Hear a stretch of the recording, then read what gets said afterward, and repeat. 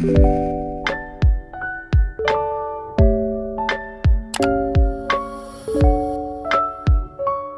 magluluto tayo ng pinakro. Ayun, saba. Sa nga pala guys, sa ingredients ay ito. Simple lang. Dalawang ingredients. Coconut grated coconut. Meron din tayo na kulang asukal. Yan. Tansyahin na lang natin kung tansyahin na lang ninyo kung gaano karaming ilalagay nyo. Yan guys, umpisa na natin mag gata. Lagyan natin ng mainit ng tubig. Nasa lata na mga mas gusto ko siya. Silagay na natin yung ating gata. Salain natin siya.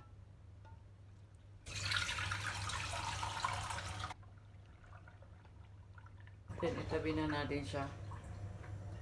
Tapos mag-umpisa na tayo balat ng ating saging na saba. Tingnan mo. Yung iba hinog, yung iba hilaw. Yan guys, malapit tayong matapos magbalat ng saba. Para tipid, yung iba, ang nilalagay ay yung condensed milk. Pero ako yung lang, pulang asukal para tipid. Pwede rin naman pahinugin mo na lang para tipid sa gas. Charot. Siyempre buksan na natin Then ito.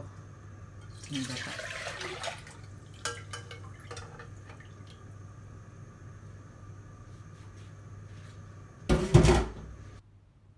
Na ating saging.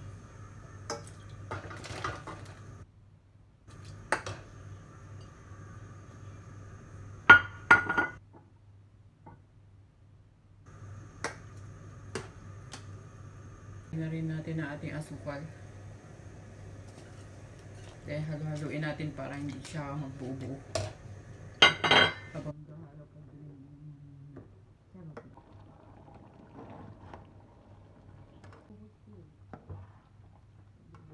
Ayan guys, malapit na siyang maluto. Tikman na natin siya. Anong tawag dyan, ma? Pinagkro. Yan, tikman na natin siya. So ayan guys, tikman na natin siya. The best.